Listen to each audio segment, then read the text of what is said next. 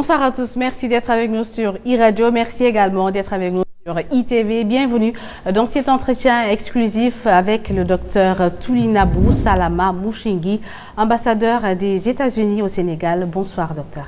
Bonsoir madame. Ou devrais-je dire good morning? Yeah, thank you. Yeah, exactly. Good morning, good afternoon, good evening. Très bien, docteur, merci d'avoir répondu à notre invitation.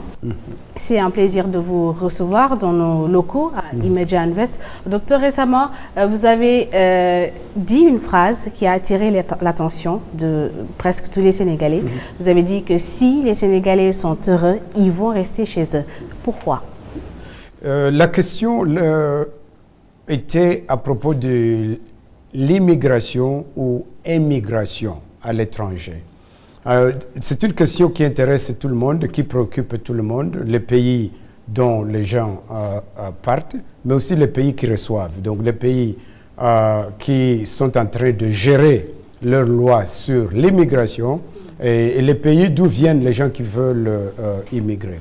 Ce que je voulais dire par là, c'était que nous tous, dans le monde, que ce soit aux États-Unis, que ce soit en France, que ce soit au Sénégal, nous tous, nous aimons rester chez nous. Nous voulons voyager légalement, nous voulons visiter les pays de l'étranger, mais nous tous, nous avons chez nous.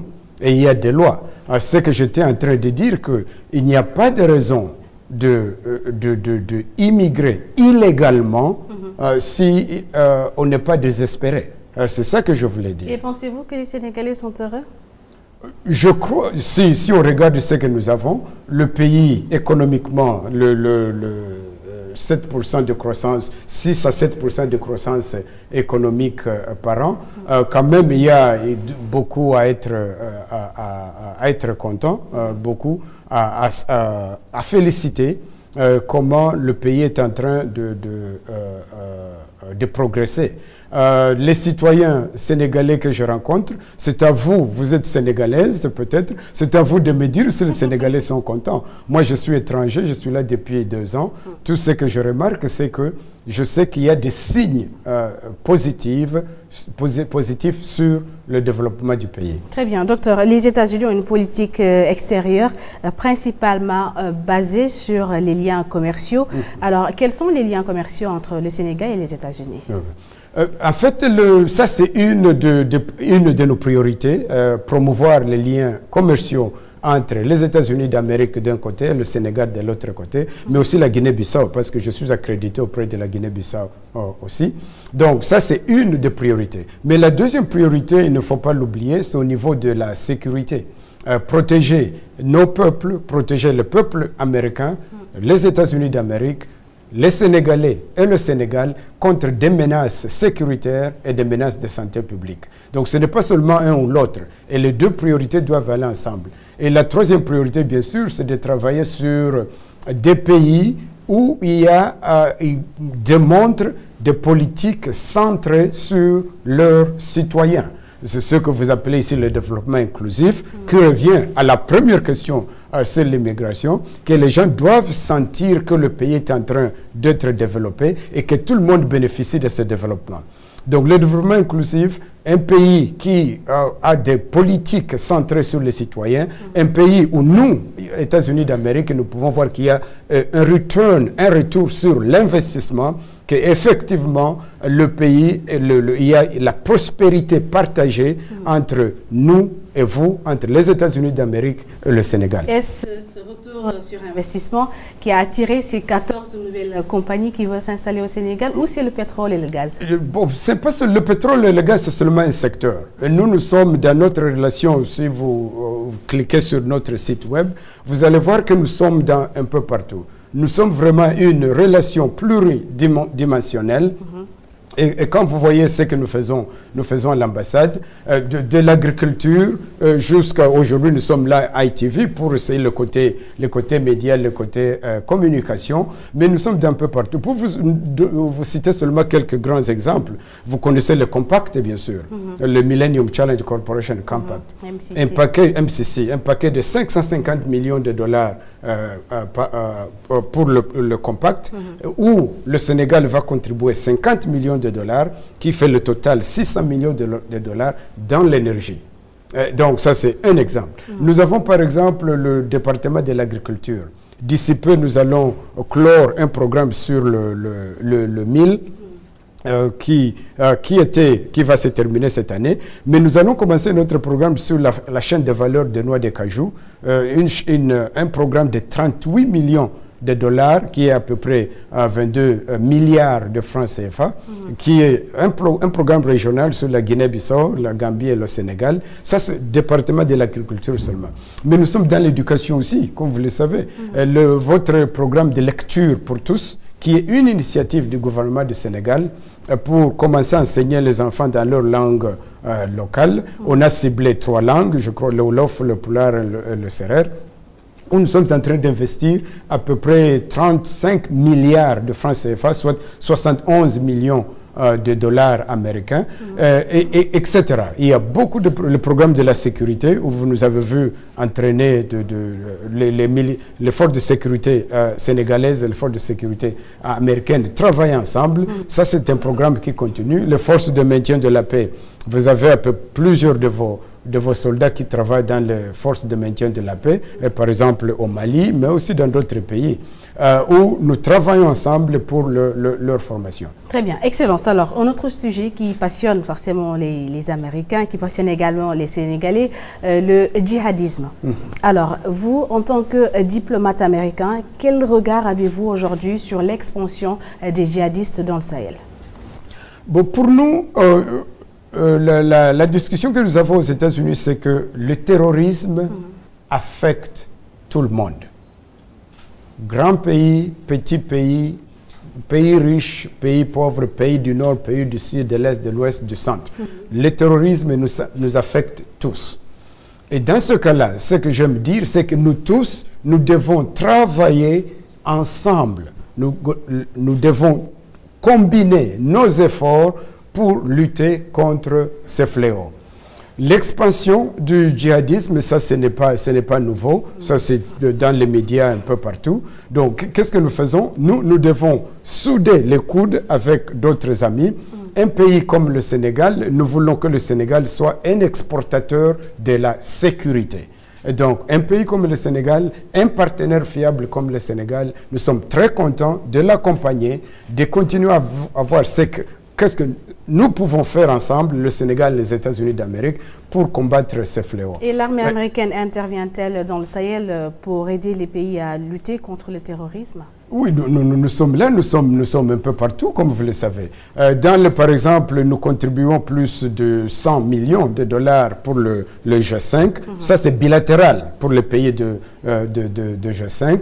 Mais aussi, nous continuons à travailler avec nos partenaires, à s'entraîner ensemble. Dans ce domaine-là, ce que nous visons, c'est les 3 points. Donc, nous avons la formation, nous avons l'équipement et nous avons les renseignements. Et avec des pays partenaires comme le Sénégal, nous essayons de travailler dans ces 3 domaines avec leurs forces de sécurité. Très bien. Alors, le Sénégal peut-il attendre une base militaire américaine? Vous voyez, les bases militaires, nous sommes là comme invités du Sénégal. Donc, nous travaillons avec le pays hôte. Le pays hôte, nous discutons ensemble pour voir ce dont nous avons besoin, ce dont le pays a besoin, et puis on décide. Je ne peux pas m'asseoir ici et faire des proclamations sur ces sujets-là. Parce que la question m'inviter pour... A-t-il invité les États-Unis à avoir une base militaire? Mais vous serez la première à savoir, parce que vous êtes dans les médias. Vous allez me l'annoncer peut-être. Non, on ne parle pas de base militaire. Nous parlons beaucoup de la capacitation des forces locales. Nous transférons les capacités, nous travaillons avec les forces de sécurité sénégalaises. C'est à eux de défendre leur pays, c'est à eux de défendre leurs citoyens. Et nous, comme amis, nous sommes là pour les aider s'ils ont besoin d'aide. Très bien. Alors, pour finir, docteur, vous êtes venu visiter une maison de presse. Alors, comment trouvez-vous la situation des médias au Sénégal? Je suis franchement très impressionné par les médias ici, par la presse ici au Sénégal. Chaque chaque matin, moi personnellement, à mon bureau, je reçois à peu près 3 à 4 journaux. Mais je sais que mon bureau qui s'occupe des médias reçoit plus que ça. Mais ça, c'est seulement la presse écrite. Mais nous avons la presse en ligne, nous avons les télés, etc. Et depuis 2 ans que je suis là, quand j'observe ce qui se passe, quand j'observe comment ils traitent les médias, je suis franchement impressionné. Parce que, rappelez-vous, je suis là depuis 2 ans, mais j'ai visité tous les pays, toutes les 14 régions du Sénégal par route. Partout où on voit qu'il y a une présence de quelques presses, que ce soit radio, que ce soit journal, que ce soit presse en ligne. Et les discussions, par exemple, quand nous avons observé les élections présidentielles la dernière fois, où il y avait, je ne sais pas combien de candidats, et la presse devait traiter tous ces candidats. Et quand on regardait comment vous traitiez les nouvelles, c'était vraiment une presse qui a montré une certaine maturité de traiter de tous ces sujets qui ne sont pas faciles. Et puis avec peu de moyens. Parce que d'ici jusqu'à Kédougou, s'il faut se déplacer là-bas pour aller couvrir les candidats qui fait ça, ce n'est pas si évident que ça. Mais ils étaient un peu partout, ils ont accompagné tous les candidats partout où ils allaient et ils ont pu partager ce qu'ils ont appris avec la population pour aider la population à faire leur choix de candidat ou de l'élu qui va diriger le pays et qui va nous concerner nous tous. Vous, la presse, nous, les diplomates, tout le monde qui habite au Sénégal et qui habite Vous avez visité les locaux de médias, vos impressions? Oui, j'ai visité les locaux de votre média ici. Bon, c'est impressionnant. D'abord, c'est clean, c'est propre, c'est nouveau. Il y a de nouvelles machines, presque dernière génération. Non, je suis impressionné. Mais vraiment, pour moi, ce qui m'a beaucoup impressionné, c'est la qualité des gens que j'ai rencontrés. Les expériences qu'ils ont dans ce domaine, mais aussi comment tous travaillent ensemble, comme nous disons, Niofar. Il y a des gens qui sont là depuis longtemps, il y a de nouvelles personnes, et c'est ce que nous sommes en train de pousser, c'est de construire ce pont entre les différentes générations. La génération, votre génération qui a des téléphones partout avec eux, et notre génération qui allait chercher le journal à la porte, etc., à l'entrée de la maison, et regarder la télé, et écouter la radio. Et vous êtes en train de construire ce pont entre ces deux générations, et nous vous félicitons beaucoup de ce que vous avez pu accomplir jusqu'à présent.